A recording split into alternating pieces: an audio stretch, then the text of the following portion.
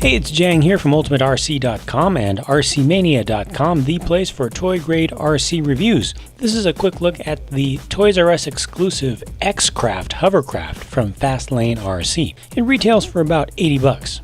Now this is a true hovercraft in every sense. It does have a vertically oriented fan which pushes air underneath the entire craft, and as soon as you turn it on you can see it lift itself up.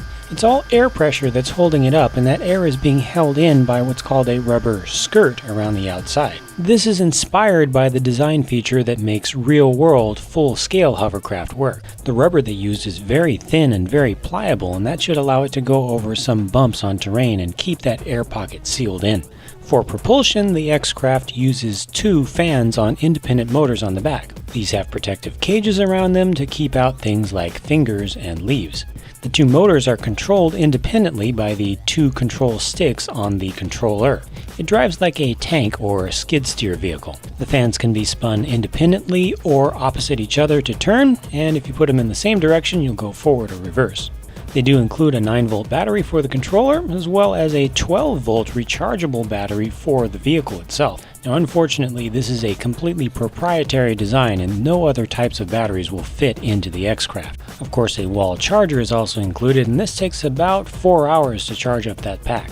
Put the X-Craft on the ground and yep, it really works. Floats right across the top of the surface, although it does take quite a bit to get used to the skid steer system for steering it around. Because there is very little friction with the ground, it pretty much drifts everywhere. Any surface you're able to successfully drive over basically turns into ice, and there are no brakes. If you want to come to a stop, you need to either be lined up directly in the direction that you're actually traveling and put it into reverse, or spin around backwards to the direction you're traveling and give it a bunch of forward thrust to try to cancel out its forward momentum. To call it tricky would be a little bit of an understatement, I'd say. Now, as a hovercraft, you are riding around on a cushion of air, so you don't need to worry about taking it over foreign substances like water. The bottom of the X-Craft does drag through the water a little bit, but it actually is floating on its own cushion of air. There's no cheating involved, and to prove this, we found a really big and really deep, though very dirty puddle. The X-Craft does travel more slowly over water, and this actually makes it more controllable. There's a little bit more friction with the surface here. It's a little bit counterintuitive. I would have expected it to have a little bit easier time moving around on dry land, but oh well, it is what it is.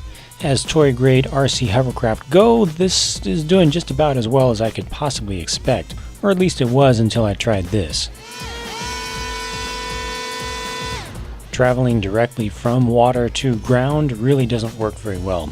The X-Craft really needs a perfectly smooth land surface in order to go over it. And if you want to drive up something like a shore, it needs to have the very slightest little bit of angle. Realistically, you're probably not going to find a place that it'll work. And sadly, just from that one attempt that I made right there, the rubber skirt already broke open. The thin material is so soft that it's fragile.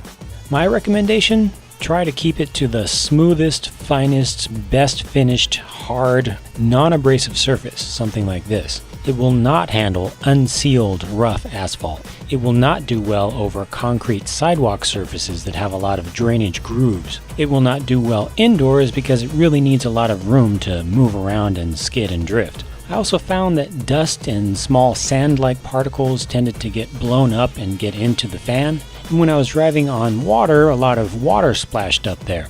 The X-Craft is not waterproof from the top. Oh, and by the way, if you run out of battery when you're on the water, you better get it fast because it will sink.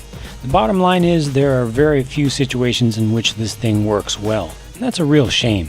Even if you do have a perfect driving surface, one battery charge is only going to last about 10 minutes at the most. With a proprietary battery design, you're not going to find spares. So I just recommend not getting this thing at all. Control is difficult, performance is so-so, durability is poor. Need I say more?